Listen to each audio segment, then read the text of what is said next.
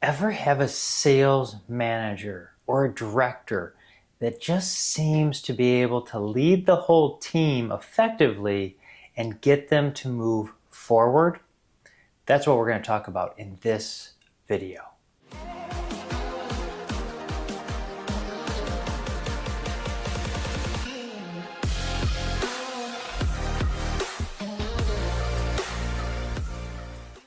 Now, before we get into the video, please like and subscribe. Help me to expand my reach for more people like you. Now, there's some leaders out there, especially in sales, that just seem to be able to move the needle with their team members. They can get that team moving. They seem to hit all their numbers, and many people can't understand why that is. See, the reason being some leaders, or supposed leaders, actually just use their title and they push their teams and say, go meet your quota, go deliver this result, sell this product, hit these goals. What we find is it doesn't work that way. Just ordering people around is only going to irritate them, become more disengaged, and have higher turnover.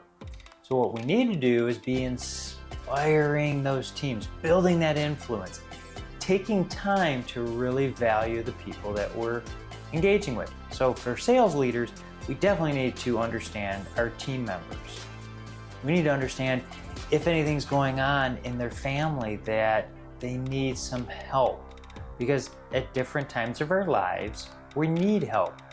I had a point where my father was going through cancer and I was needing help from other team members to support me while my dad was going through chemo, and I had to go and drive up an hour to pick him up, drive him home another hour, and drive home 2 hours quite a few times during the week.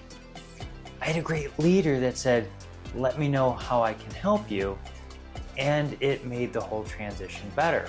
At which point I stayed with that leader and didn't have to worry about whether I was just going to lose my job because I didn't hit my numbers. See, inspirational leaders, those leaders that inspire their teams, don't just treat them as numbers. They treat them as family. They treat them as people like themselves who are valued. So we need to understand what's going on in our team's lives. That means as leaders, especially in sales, we need to have regular check-ins. How's everything going?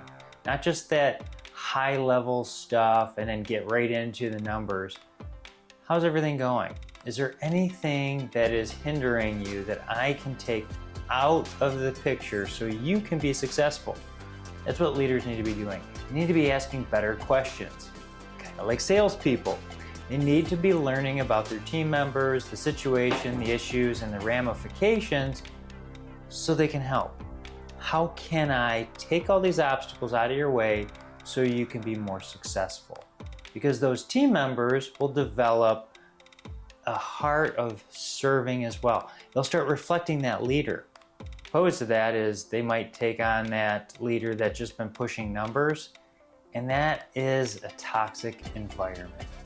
We need to be valuing people in leadership if we're going to be successful with them.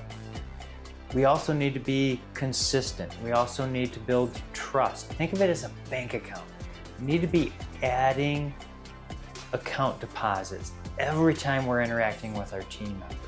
We do that, and showing up consistently helps us do that. We're gonna have stronger teams that stay with us for the long haul and don't go chasing paychecks. Now, I know some people out there are thinking, what if I invest in those people and they leave? But what if you don't and they stay and it becomes a toxic environment? I choose to always invest in people, help them to find the better way, get from here to move to here to be successful and the heroes of their stories. Leaders need to be able to do that as well. Now, if you got any questions about that, feel free to reach out. Contact information is below. We'll see you next time.